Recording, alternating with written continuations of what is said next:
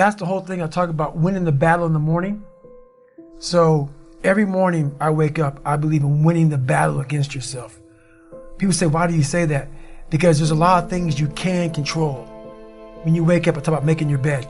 Make your bed, make sure your house is clean, make sure you get your breakfast, make sure you shower, shave, whatever you're doing, control that. Don't hit the snooze button. All these things are very important. That's been told a lot of times. Why don't you hit the snooze button? Because you wake up already failing. You're already behind the power curve. So what happens when you hit the snooze button? You may not make your bed. You may not do your hair the way you want it. You may not pick the right clothes out in the morning time. And I go back to this real quick. Remember how you had a job interview for a job? We've had several of them in our lives. What did you do the night before that job, weeks before the job interview, when you knew you had it? You prepared you had a bowl out for your oatmeal, your cereal, whatever you had in the morning time. Your coffee cup was out. Your clothes were laid out. You studied, you rehearsed, you were ready. You brought your best self. You were going to war with yourself because you wanted that interviewer to see your best self.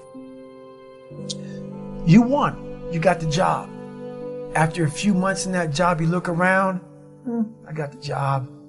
You start to back off. The clothes aren't out. You're not ready. You're hitting the snooze button. You don't get up on time anymore. You realize that you can still have this job and not be your best self. The interview you is gone. Your job is gone. You have your job, but the interview you is gone. So winning the battle in the morning time is just that. It's that you wake up in the morning time and you own all this stuff, because once you leave your house, the world then gets at you. And that's why I believe in not getting up in the morning time and checking your phone immediately. Everybody does that. They get up, the first thing they do is grab their phone, look at the phone. Maybe bad news on there. So how's your day start off? I don't go to the gym. I don't make my bed. You're caught up now on that phone. That's how your day starts. You lost control. So once you win that battle in the morning time, then once you go out, now you've won. You go outside your house, you may lose your job, you may have a bad hit, but you won something. So you're going into battle having already won something. Having already won. So then if you hit the snooze button, you go out, you just defeated already. You're behind the power curve. Now you've won something. You feel better about yourself. So now you're able to take these hits along the way. So that's the mindset that I think it's important to bring with you every day you go, everywhere you go in life. Win what you can. For me, my routine is every night I stretch out. And I stretch out for 2 or 3 hours every single night without fail. And while I'm stretching out, I'm thinking about my plan for the next day. And I'm thinking about all these different obstacles that may come up. So basically, a lot of us aren't prepared for life. We get up willy-nilly and just hope life is going to happen. It is going to happen. But it's going to happen with a prepared mind or an unprepared mind. Most people attack life with an unprepared mind. What I do is I try to account for all things that could happen, might happen, probably will happen, and then the unknowns. So basically, I can't account for everything, but I do know there could be some things that come up in life that you need to be ready for. I know for a fact I'm not going to want to work out tomorrow. Therefore, I'm preparing my mind for that. I don't want to do that. I know tomorrow will come with some difficult decisions to make. It may come with getting a phone call saying someone died. This happened, that happened. I'm always preparing myself, not in a morbid way, but just like, look, man, be ready for life. Don't let life just start attacking you left and right. Make sure that you start to build a mental armor so then you're ready for life. And that comes with a very physical way, and the physical helps out the mental. Well, the thing about it, it's funny, man, all these catchphrases people always say, failure is a part of life and failure is how you grow. I've said all that stuff before, but it really is a bunch of shit. I'm so tired of hearing all these fucking cliche, fucking goal setting, fucking posters and all that shit. Half the people who write that shit aren't even doing the shit they're talking about. Half the people talk about failure, they're fucking millionaires sitting back in some nice house or whatever the fuck they're talking about. So it makes me fucking nuts. The reason why I believe I can talk on failure is because I'm still failing today, and I'm failing in a major way, and I'm living when I'm talking. So many people who talk about all this shit, they're has-beens. They're people who used to do it back in the day, now talk about it. Are you living it today? So for me, failure is something that you should be afraid of. It should be afraid of, but that's why you should go out there and challenge yourself to fail. Because if you're not failing at something, that means you've set your goals to pass, to succeed at everything you do, which means you're not setting your goals high enough. So for me, okay, I'm gonna go out and break the Guinness Book of World Records for pull-ups. Lofty goal, which is why I failed it twice before I finally got it. I knew going into everything I've ever done in my life, Navy SEAL training, 3 times before I got it. Everything I've ever done in my life took me 3 times before I got it. I knew that there was a huge possibility of failure. But what I gained from failure is this. When you see a movie, and you watch a movie about a person who keeps failing, and at the end, they succeed. How do you feel after you watch that movie? I was able to put myself there and say, God, man, how much do you feel now that you finally got there? That's what failure has done to me. I've watched so many things and watched someone succeed at the end of it. It's like, God, I want to feel like that. But failure causes that one feeling. Without that failure involved, you don't have that feeling. If you just pass and you succeed and you're great, that feeling, yeah, okay, I'm good. What takes you years, months, years to accomplish because you just can't get over the hump, but you continue going back to the drawing board. You're looking for those few seconds after you finally figure out the equation, whatever the equation may be, to get you to finally pass, to succeed. I live for that feeling, but I can't get that feeling without going through, fuck, I failed this equation. I failed this one. I failed this one. I failed this one. Oh, I'm figuring it out. So you start to feel it before you even pass, before you even get to the success part. And then once you succeed, the feeling is unbelievable. And you take that feeling of success through failure and you put it in your cookie jar. And you say, I'll come back and get you again. I'm going to need you again down the road in my life to call on you. Like, for instance, I see men and women now are almost all the same. I see women carrying bags. I see women opening their own doors. Like, this whole world is kind of meshed into one big person. All these customs and courtesies, all these things are just gone. Like, you know, the second that bell rings when the daggone airplane parks, everybody's just up. Versus a man seeing a woman they sit by, say, hey, ma'am, is this your bag? It's all these small things. It's all these small self-disciplines. We're always rushing. We're rushing everywhere. We're rushing. People aren't holding doors. It's all these small things, these small disciplines. Why do you make your bed in the morning time? When I was in the military, I never forgot. I was like, why the fuck are we folding our shirt up this way? Why? Why am I making these hospital corners 45 degrees and then folding my bed back 6 inches the size of $1? Why am I doing this? All these small things that we do in life are building your mind up for discipline. And all those disciplines are gone. So that's the one thing that we definitely miss is self-discipline. It started off with the Rocky and Rambo movies. You know, those were kind of like my fathers when I was coming up.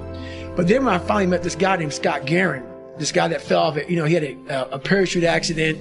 A guy crashed through his parachute and he fell 13,000 feet, pretty much to his death because his parachute collapsed and he fell 120 miles an hour to the ground.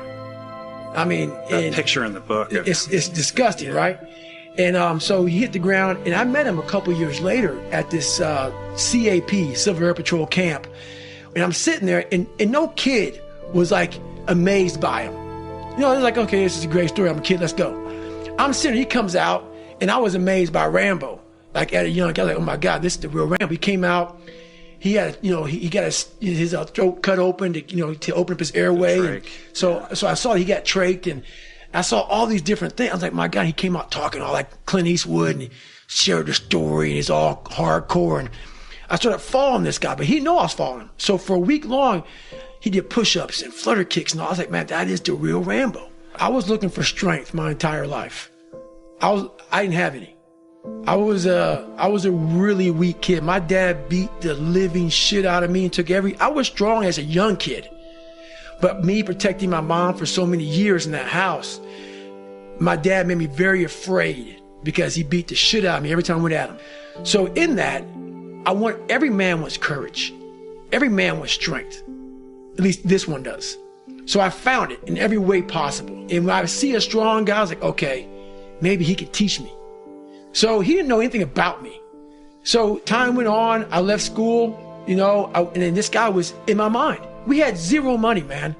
Like at one time we lived in a $7 a month place, government subsidized apartments. Now we live in like a $200 place at this time. I went on a $500 phone bill. And back then, dude, and having no money, my mom wanted to kill me. I was in search of Scott Guerin.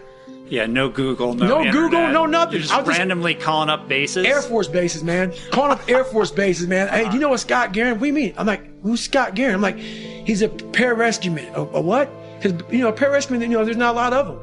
So I started getting, okay, there's a PJ base here, a pararescue base here. So I started tracking down pararescue bases. Finally, Key West, Florida.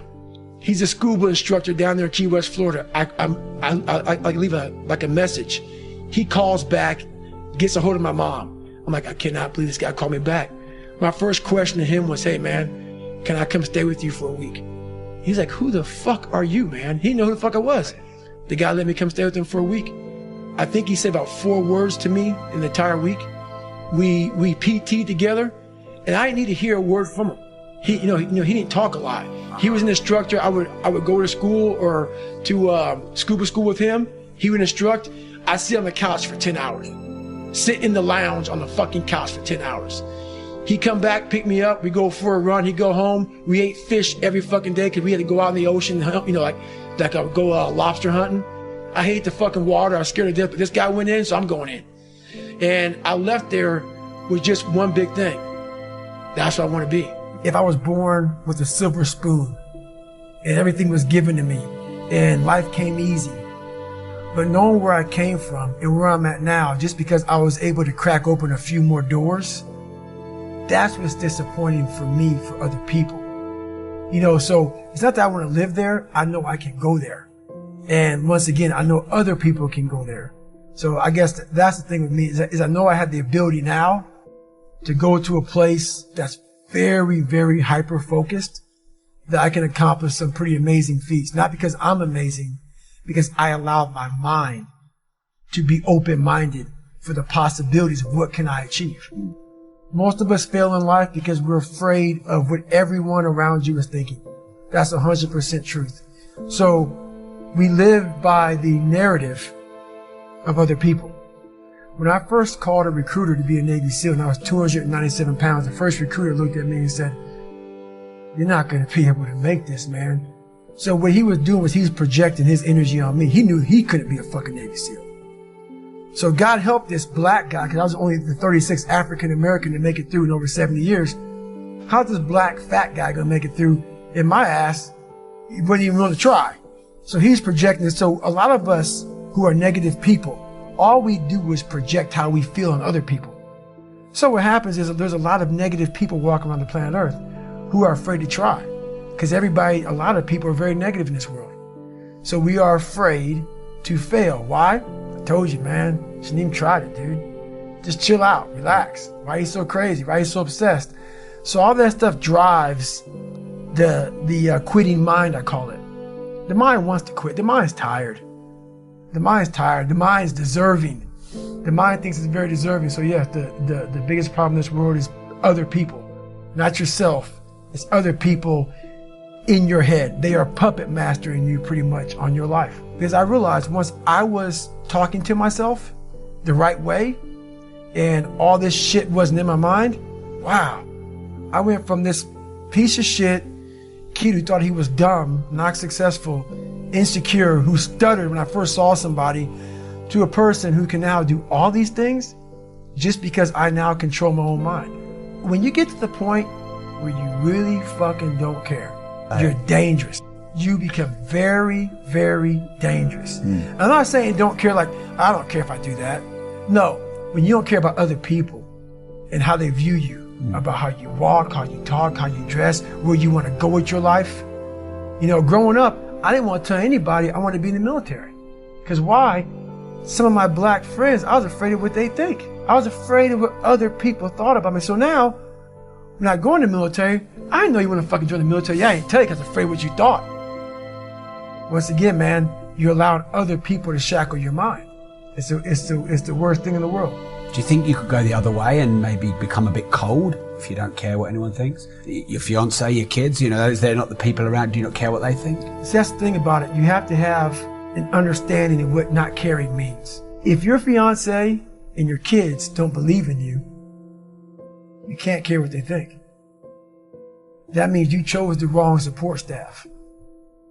There has to be, so that's why a lot of people don't understand one another. Your support staff has to be like, if I want to go out and do whatever it is, my support staff is, you know, my fiance. If she's like, you know what, you know, I don't think that you should be doing that, I have to take it, you know, why? So I can be open-minded. So why are you saying this? But if she's saying it because of her, you know, that's not the right thing. Because I need backing to do what I'm going to do. Open-mindedness, I need support. So you got to be very clear thinking about all that stuff. My circle's very small. I make sure I didn't handpick these people. Because I'm like, so you don't want people in your corner that are like, oh, let me pat you in the back for whatever the fuck you do. I don't want people pat me on the fucking back because I fucking woke up in the morning. No. So you don't want that. You want people who are honest with you, who are going to tell you what the fuck is honest. Honest and truthful people. So someone who's honest and truthful, who has lived and is accountable for their own personal life, that's who you want in your corner. Say, hey man, you know what? You're pretty fucking dumb for doing this, dude. Like, this is not smart.